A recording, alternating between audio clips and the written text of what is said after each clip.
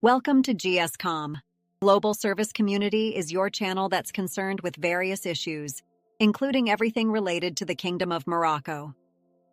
مرحباً بكم في هذه الرحلة الاستثنائية عبر الزمن، حيث نعود معاً إلى أعماق التاريخ لاستكشاف قصة واحدة من أعظم الأمم التي عرفتها البشرية، المغرب، أرض الحضارات وملتقى الثقافات. واحدة من أقدم الدول التي حافظت على عمقها وامتدادها الحضاري على مر العصور. هذه السلسلة ليست مجرد حلقات تسرد أحداثاً تاريخية، بل هي نافذة نفتحها معاً على ماضٍ عظيم صنعه الفينيقيون، الأمازيغ، القرطاجيون، المرابطون، وغيرهم ممن أسهموا في تشكيل هذا الوطن. حتى نصل إلى العائلة الحاكمة حالياً، العلويون. إنها دعوة لاستكشاف جذور المغرب وفهم ما يجعله اليوم دولة عميقة ونموذجاً للتنوع، القوة والعراقة. ولكن هذه القناة ليست لكم فقط كمتابعين، بل كأعضاء فاعلين وشركاء في هذه الرحلة. نحن هنا لنخلق مجتمعاً من المهتمين بالتاريخ، حيث يمكن لكل واحد منكم أن يشارك برأيه، يقترح أفكاراً، ويطرح مواضيع قد تكون شرارة لحلقة جديدة. لذلك لا تبقى مجرد متفرج، كن جزءاً من هذا الحوار. هل لديك سؤال عن فترة معينة في تاريخ المغرب؟ هل هناك شخصية تاريخية أو حدث مثير للاهتمام ترغب في أن نسلط الضوء عليه؟ هل لديك رأي حول الأحداث التي سنناقشها؟ دعنا نعرفه في التعليقات، فربما يكون رأيك جزءاً من الحلول التاريخية التي نفتقدها في مواضيعنا. شاركنا به وسنجيب عليه في حلقة قادمة.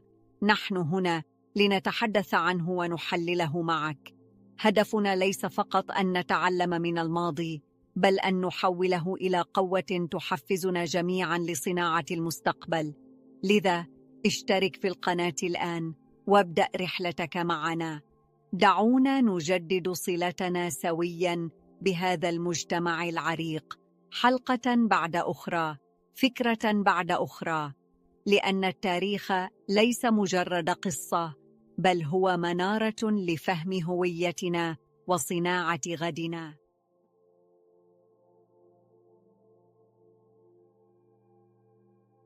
مرحباً بكم إذن في أولى حلقاتنا عن تاريخ المغرب المجيد.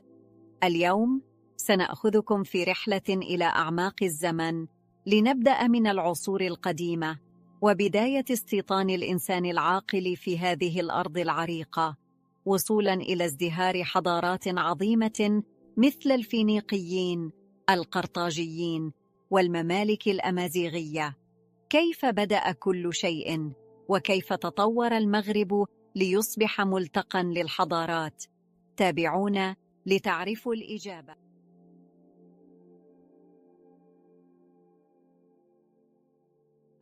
وجود الإنسان العاقل في المغرب، أو المعروف أنثروبولوجياً بالأومو سابيانس، يعود إلى أكثر من 300 ألف عام، حيث وجدت أقدم آثار للإنسان العاقل في العالم بموقع جبل إيغود. في عام 2017 كشف العلماء عن حفريات في جبل إيغود الواقع في إقليم اليوسفية غرب المغرب، وتظهر هذه الحفريات التي تضمنت عظاماً بشرية وأدوات حجرية براعة الإنسان الأول في استخدام الموارد الطبيعية. وجود الإنسان العاقل هناك منذ حوالي 315 ألف عام غير الفهم السابق لتاريخ ظهور الإنسان العاقل ومكان انتشاره، إذ جعل المغرب أحد أقدم مواطن البشرية. بالإضافة إلى جبل إيغود، هناك مواقع أخرى مهمة مثل مغارة الحمام في قرية تافوغالتا الواقعة في منطقة وجدة شمال شرق البلاد. هذه المغارة تعود إلى أكثر من 12 ألف سنة، وكانت موطناً لمجتمعات اعتمدت على الصيد وجمع الثمار، كما تركوا خلفهم أدوات وزخارف تدل على تطورهم الثقافي. فما هي إذن أهمية هذه الاستكشافات؟ تشير هذه الاستكشافات إلى أن المغرب كان موطناً للإنسان العاقل منذ فترات أقدم مما كان يعتقد سابقاً، مما يساهم في إعادة كتابة التاريخ وتقييم مسار تطور الإنسان وانتشاره عبر القارات. كما أن العثور على أدوات حجرية وحلي وآثار لممارسات جنائزية يدل على وجود تنوع ثقافي متقدم وممارسات اجتماعية معقدة لدى سكان المنطقة في تلك الفترات. بالإضافة إلى ذلك، تعزز هذه الاستكشافات مكانة المغرب في البحث العلمي كموقع رئيسي في الدراسات الأثرية والأنثروبولوجية، مما يفتح المجال لمزيد من الأبحاث المستقبلية لفهم أعمق لتاريخ البشرية. تبرز الاكتشافات في مغارة تافوغالتا وجبل إيغود الدور المحوري للمغرب في دراسة أصول الإنسان العاقل وتطوره. هذه النتائج تسهم في فهم أعمق لتاريخ البشرية، وتعزز من أهمية المنطقة كجزء أساسي في السردية العالمية لتطور الإنسان. وفي السنوات الأخيرة، أعلن فريق دولي من الباحثين عن اكتشافات جديدة في مغارة الحمام تسلط الضوء على ممارسات الإنسان القديم قبل حوالي 15,000 سنة في استخدام طبي للأعشاب، إذ عثر في مناطق الدفن داخل المغارة على بقايا متفحمة لنبتة الإفيدرا المعروفة محلياً بالعلندا. وتشير هذه البقايا إلى أن الإنسان القديم استخدم هذه النبتة لأغراض طبية، نظراً لخصائصها في تخفيف الألم وإيقاف النزيف وعلاج نزلات البرد. كما أن وجود ثمار الإفيدرا في مواقع الدفن يلمح إلى استخدامها في طقوس جنائزية، مما يعكس فهماً متقدماً للخصائص العلاجية للنباتات واستخدامها في ممارسات ثقافية وروحية. والأهم من ذلك كله هو الوصول إلى اكتشاف أقدم عملية جراحية، وهي عملية التربنة، التي تعد من أقدم الإجراءات الجراحية التي قام بها الإنسان القديم. في هذه العملية يتم ثقب أو قطع جزء من الجمجمة بشكل متعمد، وكانت تجرى باستخدام أدوات حجرية حادة مثل الشفرات الصوانية. كان الهدف منها غالباً فتح الجمجمة لأغراض علاجية أو روحية، وقد تكون أجريت لتخفيف الضغط الناتج عن إصابات في الرأس مثل الأورام أو الأمراض العصبية. الاكتشافات في مغارة الحمام بتافوغالتا أظهرت أن هذه الممارسة كانت موجودة قبل حوالي 15,000 سنة، وربما استعملت لطقوس دينية أو روحانية، إذ يعتقد أن بعض الثقافات القديمة استخدمت هذه التقنية كجزء من طقوسها لطرد الأرواح الشريرة أو لشفاء الأفراد. وأفادت الاستكشافات كذلك بأدلة على نجاح العملية، بحيث إن في بعض الجماجم التي عثر عليها ظهرت علامات التئام الجروح، مما يشير إلى أن الشخص خضع للعملية ونجا لفترة بعد إجرائها. الاكتشافات في مغارة الحمام أظهرت أن الإنسان القديم في المغرب كان يتمتع بمعرفة متقدمة بالجراحة والرعاية الصحية، فكانت الخلاصة أن أقدم جراح وأول مريض أجريت له عملية جراحية في التاريخ وجد بالمغرب، مما يعزز مكانة البلد كموقع أثري رئيسي لدراسة تطور الإنسان وثقافاته القديمة. عملية التربنة في مغارة الحمام ليست مجرد اكتشاف أثري، بل هي دليل على تطور المعرفة الطبية والروحانية لدى الإنسان القديم في المغرب، مما يبرز مكانة المنطقة في دراسة تاريخ الطب والجراحة.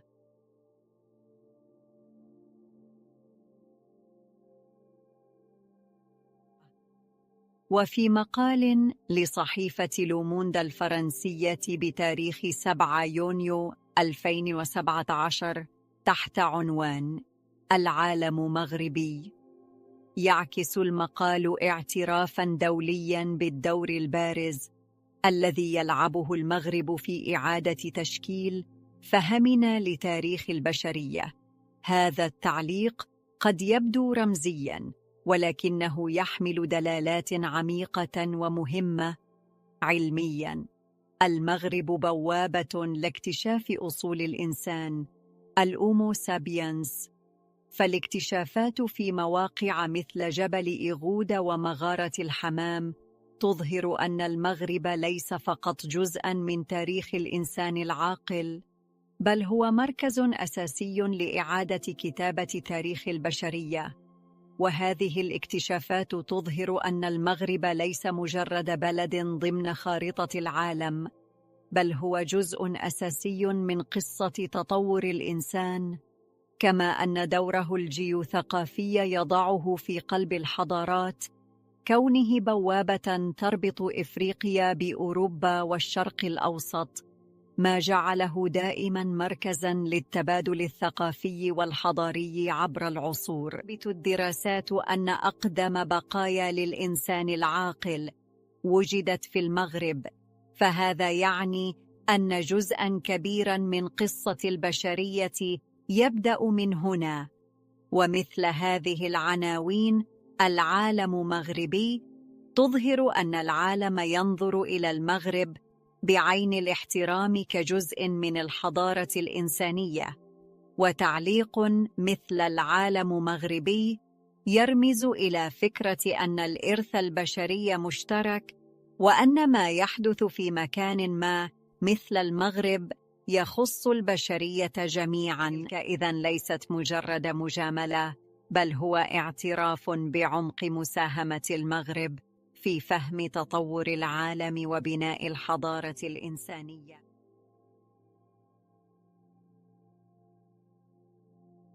تسمية المغرب وجغرافيته قبل الحضارات الكبرى. قبل دخول الفينيقيين إلى المغرب، لم يكن للمغرب اسم موحد كما نعرفه اليوم. الإغريق والرومان أشاروا إلى المنطقة باسم موريطانيا، وهو اسم مشتق من الكلمة الأمازيغية إيمورين التي تعني سكان الأرض الغربية. وللإشارة، فإن اسم موريطانيا في التاريخ القديم لا يشير إلى الدولة الحديثة المسماة موريتانيا، بل كان يطلق على منطقة واسعة تمتد عبر أجزاء من المغرب والجزائر الحالية، وأحياناً أجزاء من تونس وليبيا. موريطانيا القديمة كانت تشمل الأراضي الشمالية من إفريقيا، أما موريتانيا الحديثة التي تقع جنوب المغرب فقد أخذت اسمها من الاسم التاريخي موريطانيا، لكنها لا ترتبط جغرافياً أو سياسياً بشكل مباشر بموريطانيا القديمة. الاختلاف الجغرافي: موريطانيا القديمة كانت تقع شمالاً على ساحل البحر الأبيض المتوسط، أما موريتانيا الحديثة فتقع جنوب الصحراء الكبرى على المحيط الأطلسي، وتأسست كدولة مستقلة عن الاستعمار الفرنسي في عام 1960. كان المغرب مكوناً من تجمعات أمازيغية صغيرة تعيش في السهول والجبال وتعتمد على الزراعة البسيطة والصيد، وموقعه الجغرافي الفريد الواقع بين البحر الأبيض المتوسط والمحيط الأطلسي جعله منطقة جذب للتجار والمستكشفين منذ العصور القديمة. هذا التنوع من الجبال إلى السواحل مهد الطريق لازدهار الحضارات الكبرى لاحقاً. الفينيقيون في المغرب. في القرن الثاني عشر قبل الميلاد جاء الفينيقيون البحارة والصيادون والتجار المهرة من شرق البحر المتوسط إلى السواحل المغربية.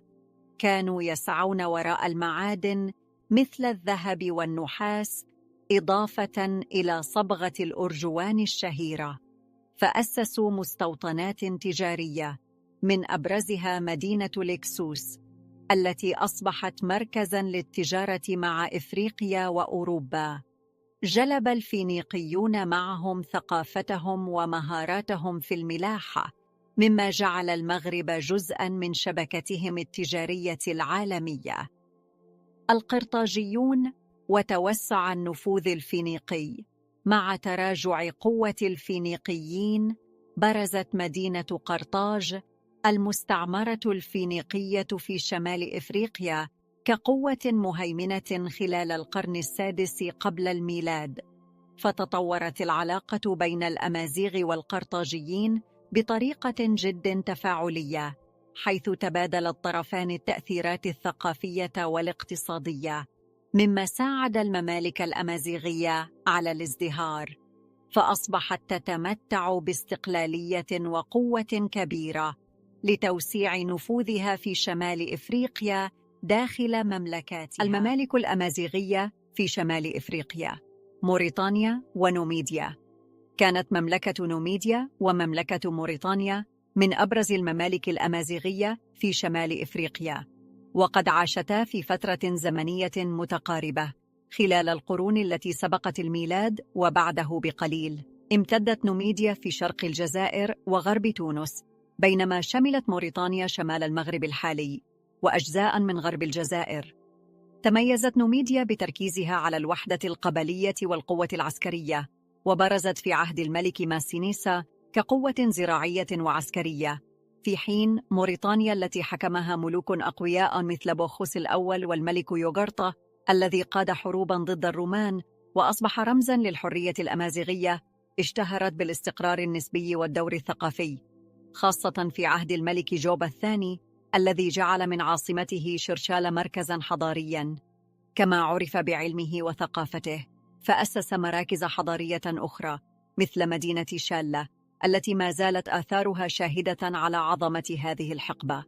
على الرغم من الجوار الجغرافي، اختلفت العلاقات السياسية للمملكتين، فقد دخلت نوميديا في صراعات مع قرطاج وروما قبل أن تفقد استقلالها تدريجياً، بينما احتفظت موريتانيا بعلاقات ودية مع روما وتبنت ثقافتها.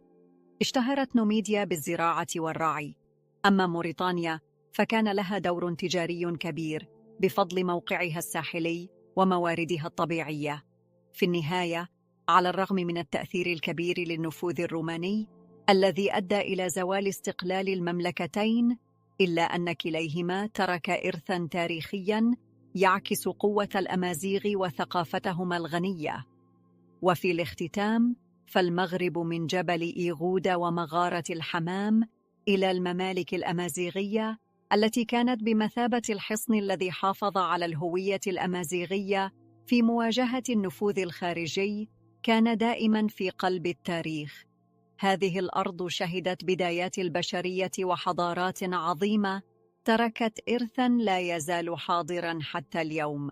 وفي الحلقة القادمة سنتحدث عن مجيء العرب ودخول الإسلام إلى المغرب، وكيف شكل هذا الدين ملامح حضارته.